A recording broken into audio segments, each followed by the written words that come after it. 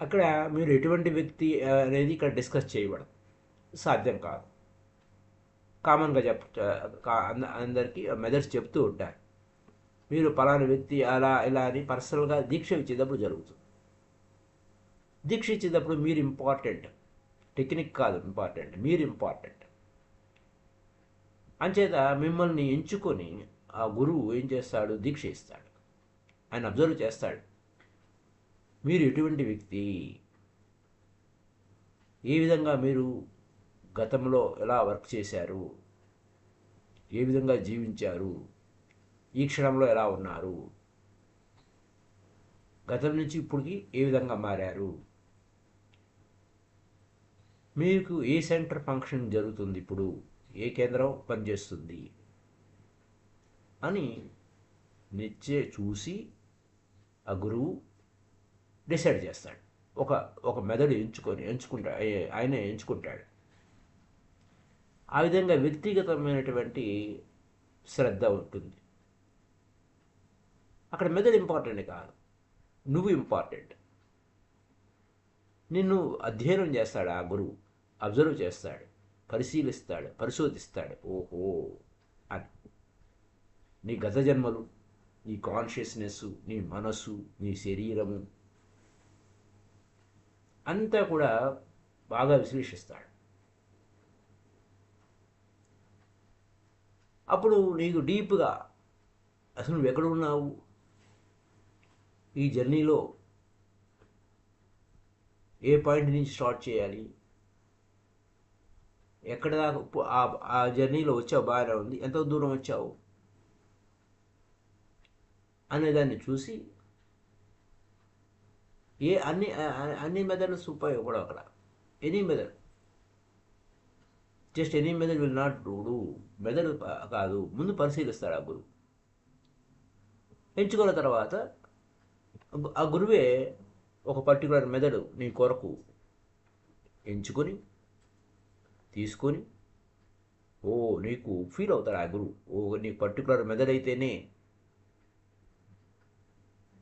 పరిణామక్రమం చెందుతావు, alteration begin అయిపోతుంది ఆ క్షణం నుంచి. ఇంకా అవసరమైతే యాడ్ చేస్తాడు, డిలీట్ చేస్తాడు. నీకు అవసరమైన విషయాల్ని నీకు అవసరమైతే ఇంకా జతపరుస్తాడు, కొన్ని అనవసరమైన విషయాల్ని తీసేస్తాడు. అంచేత నీకు సరైనది ఫిట్ ఏది మెదడు ఫిట్టో నీకు దాన్ని నీకు సరిపోతుందో దాన్ని ఇస్తాడు. ఆ విధంగా దీక్ష ఇస్తాడు ఆ గురువు. ఆ దీక్ష ఇవ్వడం అనేది, ఆ గురువు దీక్ష ఇవ్వడం అనేది జరుగుతుంది. అంచేత ఏదైనా ఒక మెదడు సూచించినప్పుడు, ఆ గురువు సూచించినప్పుడు దాని గురించి నువ్వు మాట్లాడకూడదు, ఇతరులకు ఎవరికి చెప్పకూడదు అని చెప్తాడు. అది రహస్యం, నీకు ఒక్కడికే ఈ మెదడు. ఎవరికైనా చెప్తే నీకు ఉపయోగపడదు, వారికి ఉపయోగపడదు, అది హానికారము. ఇతరులకు చెప్పకూడదు, సీక్రెట్, రహస్యంగా ఉంచాలి అని చెప్తాడు. ఎంతవరకు రహస్యంగా ఉంచాలి? నువ్వు ఆ సీక్రెట్ మెథడ్ని, దీక్ష ఇచ్చిన అటువంటి ఆ సీక్రెట్ని ఎవరికి చెప్పకుండా నువ్వు అచీవ్ అయిన తర్వాత, అప్పటి వరకు ఇతరులకు చెప్పకూడదు. నువ్వు అచీవ్ అయ్యావు, నువ్వు పొందావు, దానిలో సాధించావు, అంచేత అప్పుడు నువ్వు ఇతరులు కూడా దీక్ష ఇవ్వచ్చు. అంతవరకు నువ్వు ఎవరితో నువ్వు చేసేటువంటి ఆ సాధన, రహస్య సాధన ఎవరికి చెప్పడానికి వీలేదు, నువ్వు నిప్పకూడదు. అది స్త్రీకి అంటే భార్యకి భర్త చెప్పకూడదు, భర్తకి భార్య చెప్పకూడదు, స్నేహితుడికి చెప్పకూడదు. కంప్లీట్ సీక్రెట్ అంటే సీక్రెట్, అబ్సల్యూట్ సీక్రెట్. ప్రమాదం, చాలా హానికరం బయటికి చెప్తే. ఎందుకంటే ఆ మెథడు నీ కొరకే ఎంచుకోబడింది, నీ ఒక్కడికే సూట్ అవుతుంది, వేరెవరికి సూట్ కాదు, నీకే పనిచేస్తుంది. ప్రపంచంలో ఇంకా వేరెవరికి ఆ మెథడు ఉపయోగపడదు. ఎందుకంటే ఒక్కొక్కరు ఒక్కొక్క స్పెషాలిటీలో ఉంటారు, ఒక్కొక్కరికి ఒక మెథడు సూట్ అవుతుంది. కొంచెం డిఫరెన్స్ మెథడ్లో కొంచెం మార్చిస్తారు. ఆ మార్చి ఈ ఈ విధంగా అందరికీ కామనే, కానీ కామన్గా ఉండే మెథడ్ ఉండదు. నీకు మాత్రమే సూట్ అయ్యేది కొంచెం మార్పు చేసి ఇస్తారు. నేనేం మాట్లాడుతున్నానంటే 112 మెథడ్స్ మాట్లాడుతున్నాను, అంటే ఓషో గారు చెప్తున్నాను అనమాట. ఈ విషయాన్ని సమాధానం చెప్తున్నాను. 112 మెథడ్స్ చెప్తున్నాను. అవన్నీ జనరలైజ్డ్గా అందరికీ ఉపయోగపడేగా చెప్తున్నాను. అయితే 112 మెథడ్ అనేది జనరల్గా చెప్తున్నాను. అన్ని మెథడ్స్ వాడుకోవచ్చు. ఇది ఒక జనరల్ ఫార్మాట్గా చెప్తున్నాను. దాంతో నువ్వు గుర్తు చేసుకోవచ్చు, ట్రై చేయొచ్చు. కొంతమంది ఈ 112లో ఏదో ఒకటి వారికి సూట్ అవుతుంది. అది సూట్ అయ్యేంత వరకు అది సరిపోతుందా లేదా అని దాన్ని వెళ్ళొచ్చు. ఇంకేం చేయొచ్చు. అయితే ఇక్కడ నువ్వు ట్రై చేస్తావు. ఇక్కడ నీకేమి దీక్ష ఇవ్వలేదు. ఈ మెథడ్ చేయి, ఆ మెథడ్ చేయని దీక్ష ఇవ్వలేదు. దీక్ష ఇవ్వడం అనేది వ్యక్తిగతము, వ్యక్తిగత వ్యవహారము. గురువుకి శిష్యుడికి మధ్య ఉన్న సంబంధము, ఆ దీక్ష, అది రహస్యము. సీక్రెట్గా ఆ గురువు ఆ శిష్యుడికి సీక్రెట్గా చెప్తాడు. ఆ దీక్షలో అనేక విషయాలు ఇమిడి ఉంటాయి దాంట్లో. అంచేత ఒక సరైన సమయంలో ఆ శిష్యుడికి వీడు రెడీ అయ్యాడు కాబట్టి మనం ఈ దీక్ష ఇవ్వచ్చు అని చెప్పేసి ఆ మెథడ్ చెప్తాడు. ఆ విధంగా అలా చెప్పడం వలన ఇది సీక్రెట్ మరి అని ఆ విధంగా చెప్పడం వలన ఏం జరుగుతుంది, అది అన్కాన్షియస్లోకి డీప్గా వెళ్ళిపోతుంది. ఇక్కడ నేను మెథడ్స్ చెప్తున్నాను, మీరు కాన్షియస్గా వింటూ ఉంటారు, మర్చిపోతుంటారు. Your conscious mind is listening, you will forget. నేను 112 మెథడ్స్ చెప్తున్నా, వాటికి మళ్ళీ తిరిగి ఆ పేర్లు ఏంటో కూడా చెప్పలేరు. 112 మెథడ్స్ ఏమిటి, ఆ 112 ఏంటి అని చెప్పలేరు, మర్చిపోతుంటారు, కంప్లీట్గా మర్చిపోతారు.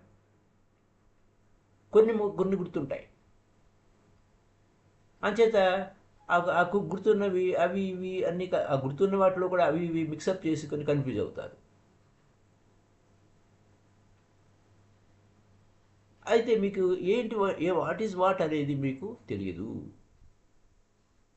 మాస్టర్ అయితే, గురువు అయితే ఏం చేస్తాడు, మీరు సరైన మూమెంట్కి ఎదిగారా లేదా, రైట్ మూమెంట్కి వచ్చారా లేదా, మీ unconscious mind or subconscious mind ఓపెన్గా ఉందా లేదా. ఓపెన్గా ఉంటే అప్పుడు ఆ దీక్ష ఇవ్వబడుతుంది, ఆ మెథడ్ ఇవ్వబడుతుంది. ఆయన గురువు చెప్పినటువంటి ఆ రహస్యము లోపలికి వెళ్ళిపోతుంది. అరే so many times initiation is given in sleep. కొంతమంది నిద్రావస్థలో ఉన్నప్పుడు, డీప్ స్లీప్లో ఉన్నప్పుడు ఇవ్వబడుతుంది, ఇనిషియేషన్ దీక్ష ఇవ్వబడుతుంది. నువ్వు కాన్షియస్గా ఉన్నప్పుడు నీ కాన్షియస్ మైండ్ టక్కరది కాబట్టి అటు ఇటు పరిగెడుతుంది కాబట్టి అది జీరో స్టేట్లో, స్లీప్ స్టేట్లో ఇస్తారు. ఆ హిప్నోటిక్ ట్రాన్స్లోకి వెళ్ళిపోయిన తర్వాత హిప్నటైజ్గా ఉన్న స్టేట్లో ఇస్తారు. అప్పుడు నీ కాన్షియస్ మైండ్ నిద్రావస్థలోకి వెళ్తుంది, అన్కాన్షియస్ మైండ్ ఓపెన్గా ఉంటుంది. అంచేత దీక్ష ఇవ్వాలంటే ఆ శిష్యుడు గురువుకి పూర్తిగా సరెండర్ అయిపోవాలి. ఆ సరెండర్ అవ్వకపోతే, సమర్పణ భావం లేకపోతే దీక్ష ఇవ్వబడదు. ఆ సరెండర్ అంటే ఏంటి, నీ కాన్షియస్ మైండ్ పూర్తిగా అలర్ట్గా. అప్పుడు నీ సరెండర్ మైండ్ ఏంటి, సరెండర్ అవ్వాలంటే unless you surrender your conscious mind is always అలర్ట్గా ఉంటుంది, స్లీప్లోకి వెళ్ళదు. కాపలా ఉంటుంది. కాన్షియస్ మైండ్ ఈజ్ ఏమంటే వాచ్మెన్. పూర్తిగా నువ్వు సరెండర్ అయ్యానుకో, కాన్షియస్ మైండ్ ఏం పని చేయదు. ఆ డ్యూటీ నుంచి, వాచ్మెన్ డ్యూటీ నుంచి దాన్ని రిలీవ్ చేసేది అయిపోతుంది. అప్పుడు అన్కాన్షియస్ మైండ్ డైరెక్ట్గా కాంటాక్ట్ అవుతుంది ఆ గురువుతో. ఇప్పుడు సరైన సమయం ఆసన్నమైంది, ఇప్పుడు నేను ఎంచుకున్నాను, నీకు చెప్తాను, ఇప్పుడు నేను ప్రిపేర్ చేస్తున్నాను నిన్ను దీక్ష ఇవ్వడానికి అని. అది ప్రిపరేషన్. ఇప్పుడు నువ్వు ఈ విధంగా చేసుకో, ఈ విధంగా చేసుకో అని కొన్ని నెలలు పడుతుంది ఆ ప్రిపరేషన్. సరైన ఆహారం తీసుకో, సరిగ్గా నిద్రపో, అన్నీ కూడా ఒక ఒత్తులోకి తీసుకువెళ్తుంది. అంటే అక్కడ ఒక అతీత స్థితి, జీరో స్టేట్కి తీసుకుపోయిన తర్వాత అప్పుడు నీకు దీక్ష ఇవ్వడం జరుగుతుంది. లాంగ్ ప్రాసెస్ ఆ యొక్క దీక్ష ఇవ్వడం అనేది. ఇండివిజువల్గా ఒక వ్యక్తి మీద అంత ఇండివిజువల్గా ఎఫర్ట్ చేశాడు ఆ గురువు. అయితే ఎంతవరకు ఆ గురువుకి పూర్తిగా సరెండర్ అయ్యేంత కాకపోతే అవ్వదు. రెడీ టు సరెండర్ టోటల్గా. అలా సరెండర్ కాకపోతే ఆ ఇనిషియేషను అంటే ఆ దీక్ష ఇవ్వడం అనేది సాధ్యం కాదు. అంచేత ఈ 112 మెథడ్స్ పట్ల మీకు నేనేమి దీక్ష ఇవ్వడం లేదు. నెంబర్ 1, ఈ 112 మెథడ్స్ ఉన్నాయి బాబు అని మీకు గుర్తు చేస్తున్నాను. ఎవరికైనా డీప్ ఈ మెథడ్ నాకు బాగా ఉపయోగపడేది ఉంటుంది, ఎందుకంటే అన్నీ వివరిస్తున్నారు కదా, ఆ ప్రశ్నకు సమాధానం కూడా చెప్తున్నారు కదా. ఈ మెథడ్ నాకు బాగా ఉపయోగపడుతుందని డీప్ ఫీలింగ్ వచ్చిందనుకోండి, అతనికి ఆ మెథడ్లో ప్రవేశించవచ్చు. అయితే ఆ ఫీలింగ్ ఉన్నప్పుడు ఆ ఓషో గారి దగ్గరికి వెళ్ళినప్పుడు ఆయన ఏం చేసేవారు, వారికి ఆ దీక్ష ఇచ్చేవారు. కానీ ఆ దీక్ష ఇవ్వడం అనేది లాంగ్ ప్రాసెస్. అప్పుడు then your individuality has to be completely known. అప్పుడు నీ వ్యక్తిగతము అంత వివరాలన్నీ తెలియాలి. ఆ విధంగా నువ్వు పూర్తిగా లోపల ఒకటి పైకి ఒకటి ఉండకూడదు, ఏది దాచిపెట్టకూడదు ఆ గురువు దగ్గర. అప్పుడు ఇనిషియేషన్ ఇవ్వటము, అప్పుడు ఏ మెథడ్ ఇది సూట్ అవుతుంది ఏమిటి అనేది ఆయనకి బాగా ఈజీగా ఉంటుంది గురువుకి.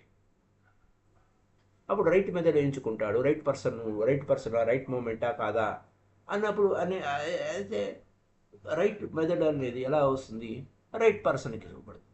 రైట్ మూమెంట్లో సరైన సమయం ఆసన్నమైనప్పుడు అది ఇమ్మీడియట్గా వర్క్ చేయడం మొదలవుతుంది. అయితే ఒక్కొక్కసారి కొన్ని సంఘటనలు జరుగుతూ ఉంటాయి. శిష్యుడికి దీక్ష ఇస్తూ ఉన్నప్పుడు ఆ దీక్ష ఇస్తున్నప్పుడే ఆ శిష్యుడు ఎన్లైటన్ అయిపోతాడు. దీక్ష ఇవ్వంగానే ఎన్లైటన్ అయిపోతాడు. అప్పుడు ఆ మెదడు సజీవంగా ఉంది. అతను ఆ గురువు ఏం చేస్తాడు, యాక్చువల్గా ప్రైవేట్గా ఇస్తాడు, సీక్రెట్గా ఇస్తాడు ఇండివిజువల్కి. అయితే ఇక్కడ whatsoever I'm doing now is not initiating. అయితే ఇప్పుడు నేనేమి దీక్షలు ఇవ్వడం లేదయ్యా, గుర్తుపెట్టుకోండి, ఇది నేను సైంటిఫిక్ అప్రోచ్గా శాస్త్రీయ పద్ధతిలో 112 పద్ధతులను వివరిస్తున్నాను, మీకు అందరికీ తెలియజేస్తున్నాను శాస్త్రీయ పద్ధతిలో, సైంటిఫిక్ మెథడ్లో అన్నాడు. ఎవరికైనా ఆసక్తి ఉందా, ఆ వారికి మాత్రం దీక్ష ఇవ్వబడుతుంది. నిజంగా ఇంట్రెస్ట్ ఉంటే నువ్వు ఆ దీక్ష కావాలని అడుగుతావు. అయితే ఆ దీక్ష తీసుకొని అది లాంగ్ అఫేర్, చాలా చాలా సుదీర్ఘమైన ప్రయాణం. కొన్ని సంవత్సరాలు పట్టచ్చు, కొన్ని జన్మలు పట్టచ్చు. ఆ మెదడు ఆ లాంగ్ పీరియడ్ అమ్మో అంత అంత అంత టైం అయితే నా వల్ల కదండి అని అంటావు. అయితే అప్పుడు లాంగ్ పీరియడ్ నేను నా వల్ల కాదు అని అంటే through meditation it becomes very easy. Through initiation it becomes very easy. ఆ దీక్ష ఇవ్వడం వల్ల నీకు చాలా ఈజీగా ఉంటుంది. ఆ మెథడ్ ఏమవుతుంది, అనుసరించడం వలన నీలో పరిణామక్రమం జరుగుతుంది. అయితే అక్కడ ఆ మెథడ్ వలన మాస్టర్ ఏం చేస్తాడు, నీ మీద వర్క్ చేస్తూ ఉంటాడు. దీక్ష ఇవ్వడం అంటే గురువుతో ప్రత్యక్ష సంబంధం కలిగి ఉండటం.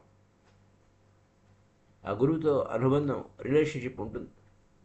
ఆ గురువుకి ఆ శిష్యుడికి మధ్య లాంగ్ రిలేషన్షిప్ ఉంటుంది. అది కూడా డీప్గా లోతుగా ఉంటుంది ఆ relationship.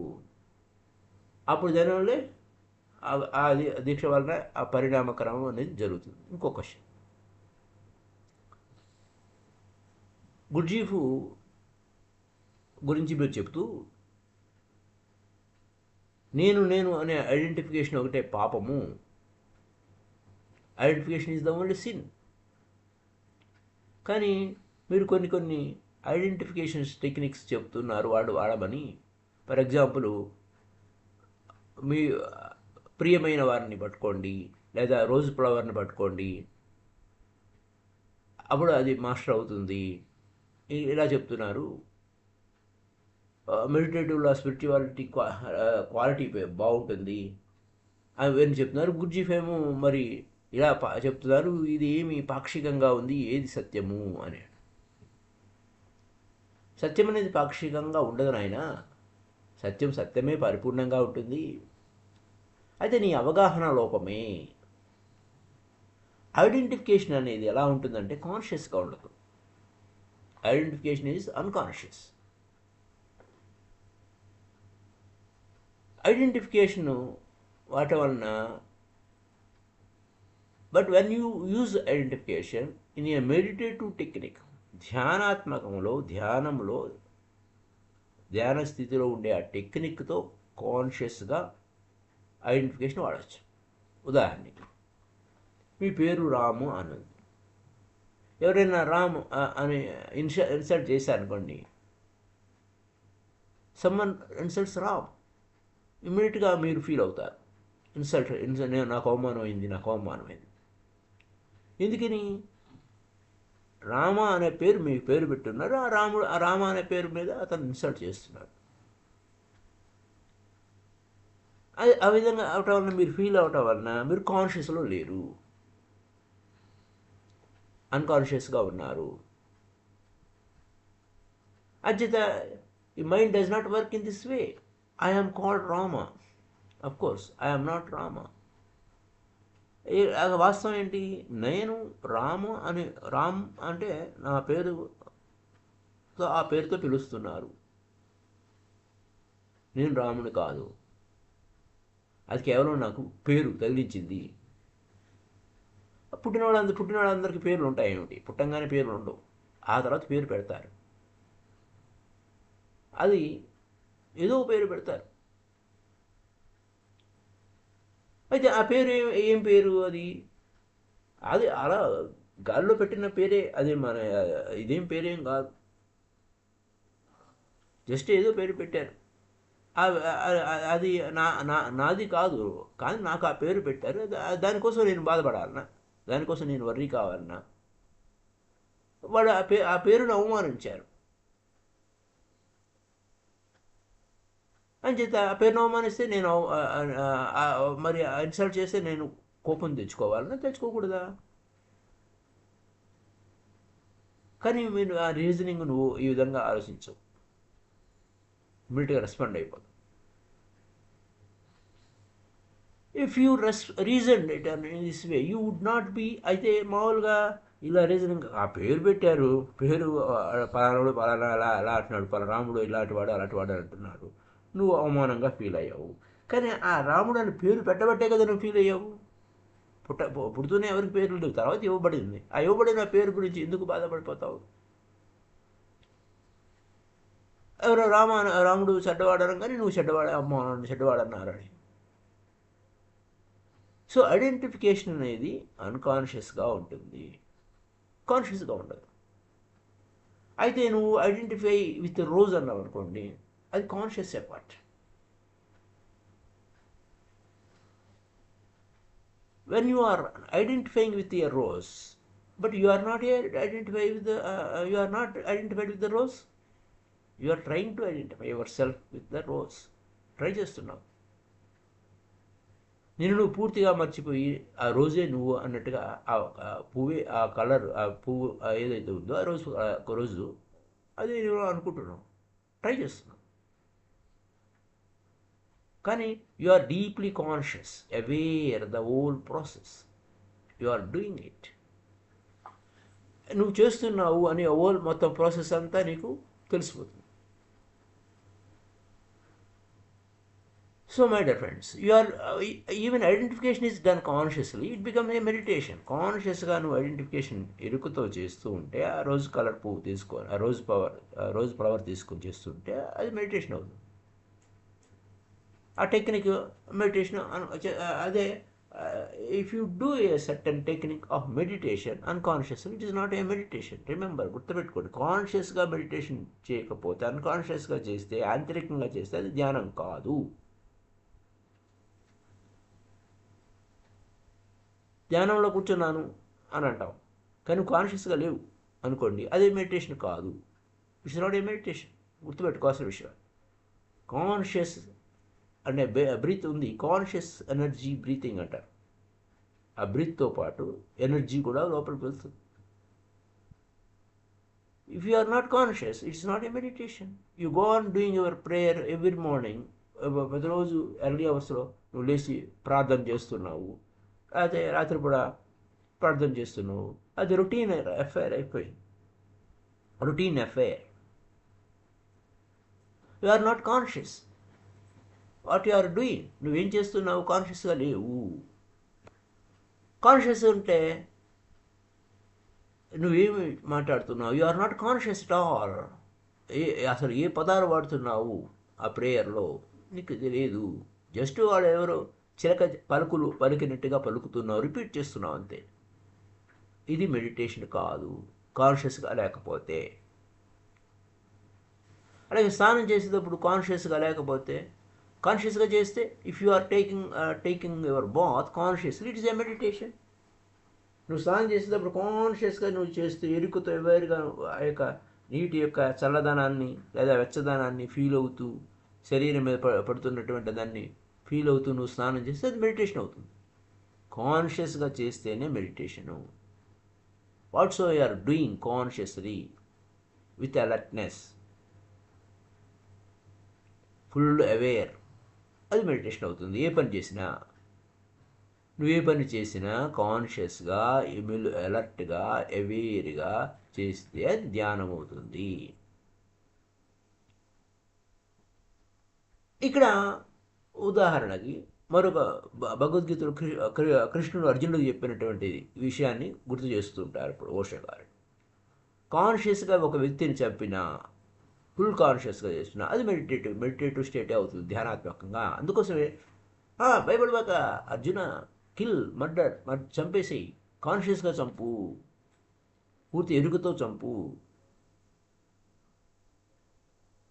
Knowing fully that no one is murdered, no one is killed. నిజానికి ఎవరిని చంపలేరు, కాబట్టి మేము ఇబ్బంది పడక్కర్లేదు, ఎవరిని చంపలేరు. అయితే అర్జునుడు అన్కాన్షియస్గా ఎంతోమందిని చంపేయచ్చు, ఈజీగా చంపేయచ్చు. అది పూర్తిగా మొత్తం అందరినీ ఊచకోత కోసేయచ్చు. కానీ కృష్ణుడు అలా చెప్పలే. Be alert, be fully conscious, ఎలర్ట్గా ఉండండి, కాన్షియస్గా ఉండండి అని చెప్పాడు. అప్పుడేమవుతుంది, అప్పుడు the instrument of divine hands and no well that no one is killed, no one can be killed. ఆ డివైన్ ఇదంతా కూడా జరిగేదంతా కూడా ఎలా, ఆ దివ్యమైన చేతులే కాన్షియస్గా చేస్తే ఎవరెవరిని చంపడం లేదు, ఎవరెవరు చావటం లేదు. ఏమిటి దాని అర్థం ఏంటి? ఫిజికల్గా చంపేస్తున్నారు కానీ లోపల ఇన్నర్ బీయింగ్ చావదు, అది చిరంజీవి. ఆ రూపాన్ని మాత్రమే తొలగిస్తున్నావు నువ్వు, కానీ ఆ రూపం వెనకాల రూపరహితుడు ఉన్నాడు. ఆ రూపరహితుడు ఎవరు ఏం చేయలేరు, కాబట్టి ఆ రూపాలని చంపేయి అని అన్నాడు అర్జున్. అది ఎరుకతో చెయ్యి, ఎలర్ట్గా చెయ్యి, మెలకువతో చెయ్యి. అప్పుడు అది Arjuna can be so meditatively aware that there is no violence. వైలెన్సే లేదు, ఎవరెవరిని చంపడం లేదు, పాపమే లేదు, నేనేం పాపం చేయడం లేదు అని. ఎందుకంటే అక్కడ విషయం అలా ఉంది. మరి ఇంకో పాయింట్, ఇంకొక స్టోరీ చెప్తారు. నాగార్జున జీవితంలో, నాగార్జునుడు అని మా బుద్ధుడు అనమాట మన భారతదేశంలో. బుద్ధ అని మహావీర అని కృష్ణ ఆ యొక్క స్థాయిలో ఉన్నవాడు నాగార్జున. ఆయన అరుదైన మహానుభావుడు, మహామేధ. అతనితో ఎవరితోనూ పోల్చడానికి మొత్తం ప్రపంచం మొత్తం మీద నాగార్జునుడితో పోల్చడానికి ఎవరు లేరు. అంత గొప్ప వ్యక్తి.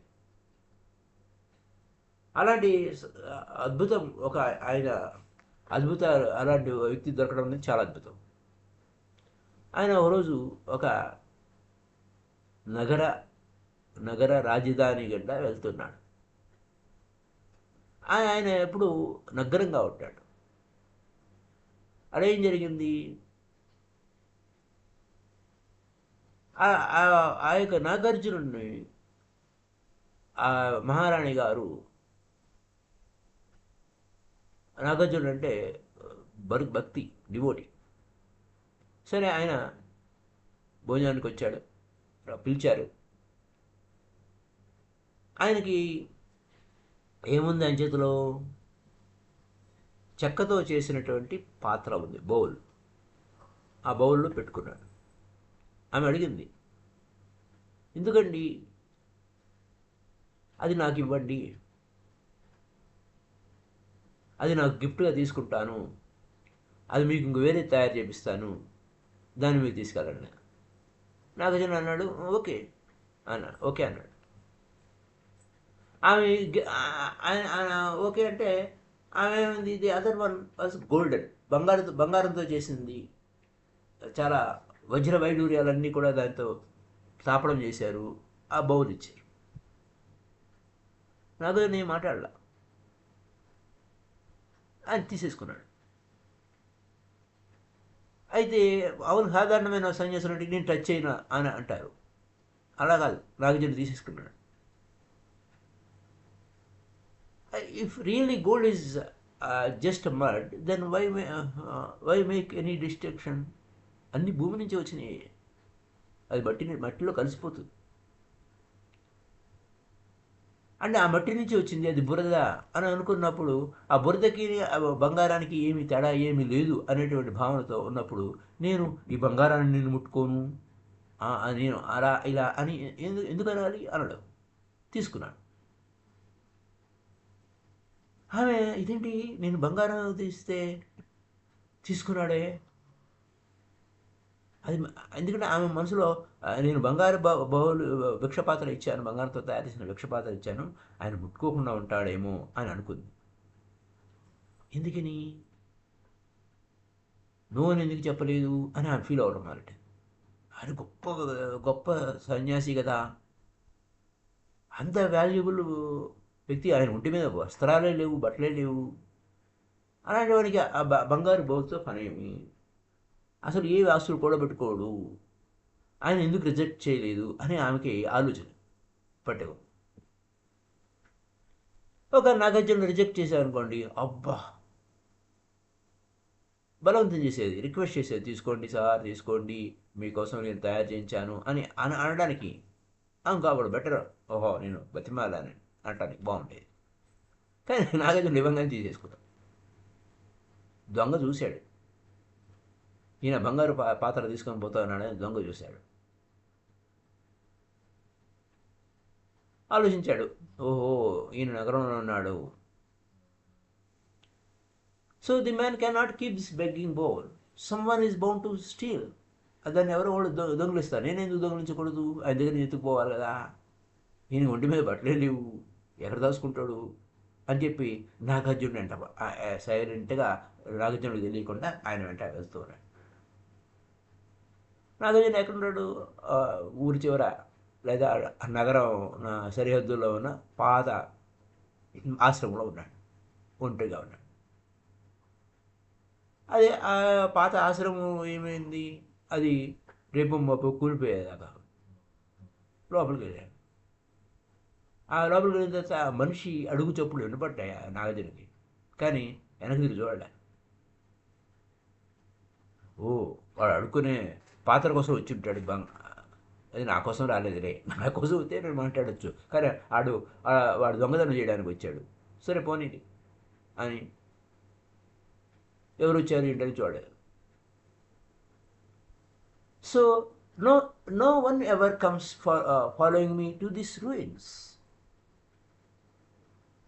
ఇదంతా నన్ను వెంటబడి ఈ శిథిల అవుతున్నటువంటి ఆశ్రమంలో నా కోసం రారు ఎవరు అని లోపలికి వెళ్ళాడు. దొంగ గోడ వెనక నక్కి ఉన్నాడు.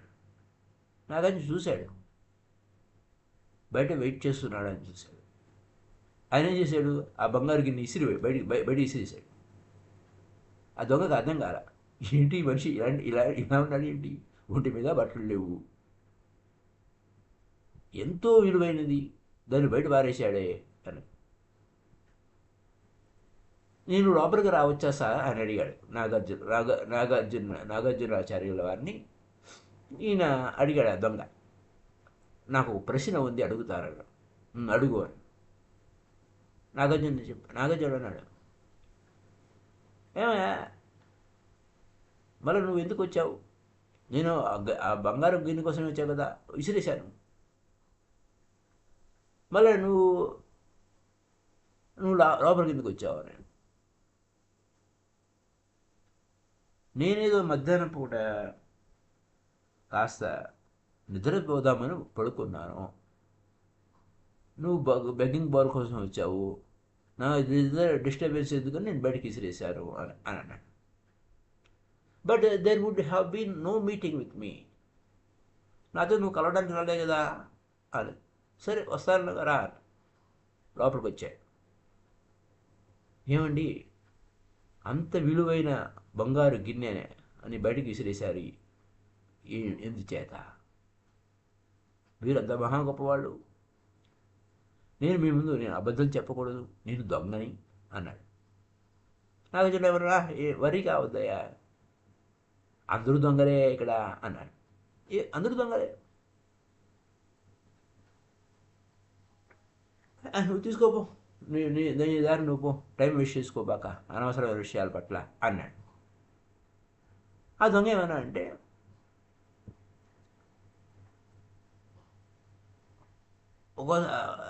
మిమ్మల్ని గమనిస్తున్నానండి, నాకు చాలా కాలంగా మీ మాటలు వింటూ ఉన్నాను. నేను ఈ యొక్క గొప్ప స్థితిని పొందాలంటే నేనేం చేయాలి? కానీ నేను దొంగని, నాకు అసాధ్యం అనిపిస్తుంది. అయితే నాకు ఆశ ఉంది, ఏదో ఒకరోజు ఈ యొక్క గొప్ప స్థితి, ఇంత విలువైన బంగారు గిన్నెని సైతం విసిరి అవతల పారేసేంత స్థితి నాకు కూడా రావాలి, నాకు బోధించండి అన్నాడు. నేను చాలామంది ఋషుల దగ్గరికి వెళ్ళాను. నేను అందరికీ ప్రముఖమైన వీడు చూడగానే వీడు పెద్ద దొంగ అని అందరూ తెలుసు నేను దొంగనని. వెంటనే నువ్వు ఇక్కడ రావద్దు, దూరంగా వెళ్ళిపో అని అన్నారు. నువ్వు ఆ దొంగతనం వదిలేస్తేనే నీకు మెడిటేషన్ నేర్పిస్తానన్నారు. కానీ అది అసాధ్యం, నా వృత్తి అది. నేను అంచేత నేను దాన్ని వదిలిపెట్టలేదు, అంచేత మెడిటేషన్కి నేను రాలేకపోయాను, మరి ఏం చేయబట్టారు? నాగార్జున ఏమన్నాడు, వాళ్ళు నువ్వు దొంగతనం వదిలేయమంటే తర్వాత మెడిటేషన్ అంటే then he does not know meditation at all. వాడికి మెడిటేషన్ తెలియదు. దొంగతనానికి మెడిటేషన్ కనెక్షన్ ఏముంది? సంబంధమే లేదు, రిలేషన్షిప్ లేదు.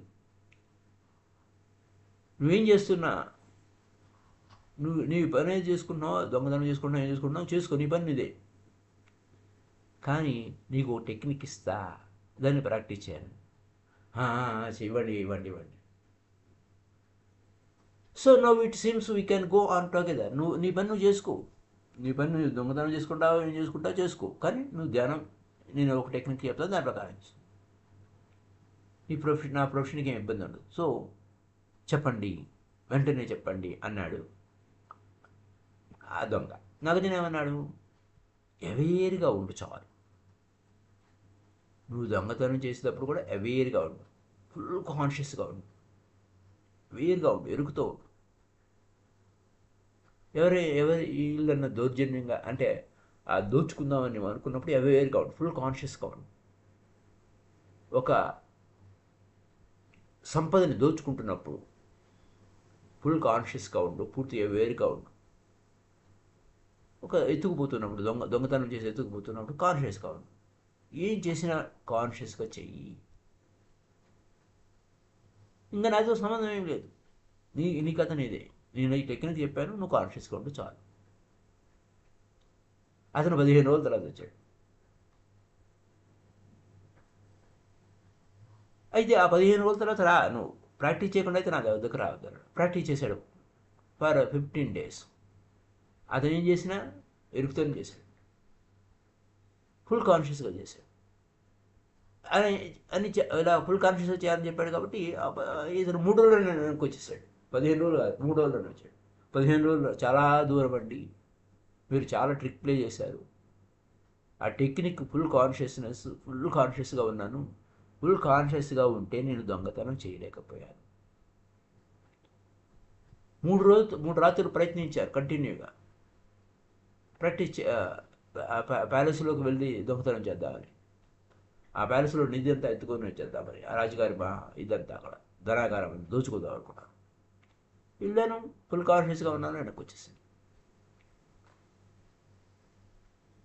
నేను చివరికి కాన్షియస్గా ఉంటాం అనేది, నేను బుద్ధుడు యొక్క బొమ్మలాగా అయిపోయాను. నేను ముందుకు ఎద్దయిపోయాను, హాయిగా కూర్చుంటున్నాను. ఇక సంపద ఉపయోగం లేదులే అని అనిపిస్తుంది. మళ్ళీ వెళ్ళాను, మళ్ళీ ఫుల్ అవేర్నెస్లో ఉన్నాను. నేను ఆ పని చేయలేకపోయాను, దొంగతనం చేయలేకపోయాను.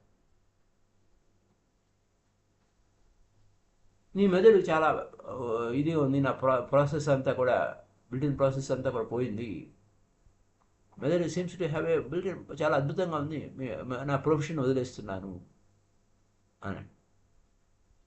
నా వద్దకు రావద్దులే, నువ్వు ఏదో ఎంచుకో. నువ్వు ఈ ధ్యానం అన్నా ఎంచుకో, లేదంటే దొంగతనం అన్నా ఎంచుకో. మెడిటేషన్ మర్చిపోన్నాడు. మెడిటేషన్ కావాలా? ఇప్పుడు if you want meditation then forget stealing, you can choose. Thief ఏమన్నాడు?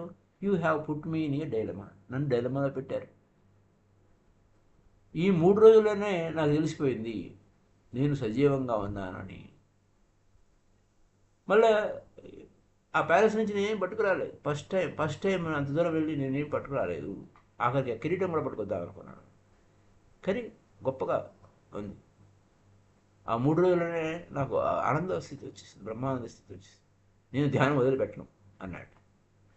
కానీ మీరు నాకు భలే ట్రిక్ చేశారే అని అన్నాడు. సో నాకు ఇప్పుడు దీక్ష ఇవ్వండి, నేను శిష్యుడిగా join అవ్వనండి.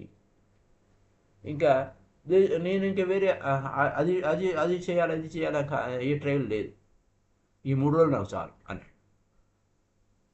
So conscious meditation, whatsoever you may be the object, ఏ పని చేస్తున్నామో ఏది అనేది కాదు. If you are conscious it becomes meditation. కాన్షియస్గా ఉంటేనే ధ్యానం అవుతుంది. ఐడెంటిఫికేషన్ అయినా సరే కాన్షియస్గా ఐడెంటిఫై చేయి, it becomes a meditation. Unconscious చేస్తే అది పెద్ద పాపమే. గుజ్జీ చెప్పింది అదే కదా, పాపమే. అన్కాన్షియస్గా నువ్వు ఐడెంటిఫికేషన్ చేస్తే అది పాపమే. ఇది నాది మాది నాది మాది అని దానితోనే, నాది మాది అనే దానితోనే ఐడెంటిఫై అవుతాం. ఇది నా దేశము, ఇది నా జాతి, ఇది నా జాతీయ జెండా, ఇలా అనేకం. ఎవరైనా నీ జాతీయ జెండాని విసిరేశారనుకోండి, నీ కోపం వచ్చేస్తుంది. ఏం చేస్తున్నావు అన్న. నా జాతి, నా దేశము, నా యొక్క ఇవన్నీ ఏంటి, ఎక్కడి నుంచి వచ్చాయి? ఏమీ లేదు, అది నీకు స్టాంప్ వేశారు. పుట్టుకతో నువ్వు ఏమీ లేదు, పుట్టిన తర్వాత నీ ముఖం మీద ఒక స్టాంప్ వేశారు. నా ఈ కులము, మతము, దేశము, వర్గము, అట్లా అన్నీ అంటుకట్టారు. నువ్వు దాన్ని పట్టుకున్నావు. అవన్నీ టాయ్స్. కానీ వాస్తవం ఏం జరుగుతుంది? నువ్వు చంపడం అని అవుతావు, చావడం అని అవుతావు దానికోసం, అంటగట్టే దానికోసం. సో ఈ ఆఖరికి ఒక జాతీయ జెండా మీదే గొడవలు జరుగుతూ ఉంటాయి. సో యు ఆర్ ఐడెంటిఫికేషన్ అయ్యావు. ఐడెంటిఫికేషన్ అనేది అన్కాన్షియస్గా అయ్యింది. అన్కాన్షియస్ అనేది పాపము. So unconscious is sin. నువ్వు కాన్షియస్గా లేకపోవటమే పాపము. So that's all for this day. ఇది లాంగ్ వెళ్ళింది. మళ్ళా రేపటి ఎపిసోడ్లో కొత్త టెక్నిక్ మనం చెప్పుకోబోయే టెక్నిక్స్ ఏంటంటే సూత్రాలు. మళ్ళీ రేపటి నుంచి సూత్రాలు బిగిన్ అవుతాయి. సూత్రాల్లో several stop techniques. Stop technique ఏదైనా మీకు చేయాలని అనిపించింది, జస్ట్ యూ హ్యావ్ ద లోపల నుంచి ఏదో చేయాలనిపించింది, జస్ట్ ఆగు. Stop technique. ఎప్పుడు నీ లోపల కోరిక వచ్చింది, ఏదో కావాలి ఏదో కావాలి, సడన్గా వచ్చింది, వెంటనే దాన్ని డ్రాప్ చేయి. అది ఒకటవది. రెండవది, అది నువ్వు ఇసుగు పుట్టేంత తిరుగు తిరుగు తిరుగు తిరుగు మళ్ళా నేల మీద పడుకో. మొత్తం అంతా పక్కన పడేసి ఇసుగు పుట్టేంత తిరిగి నేల మీద పడుకో. ఏంటి ఇవి ఈ టెక్నిక్, వీటి గురించి ఏంటి అనే దాని మీద ఈ విచిత్రమైన, అంటే అన్నీ 112 మెదడులో రకరకాల విచిత్రాలు ఉంటాయి. వాటిలో ఇవి కొన్ని. Thank you very much. Happy day to you all.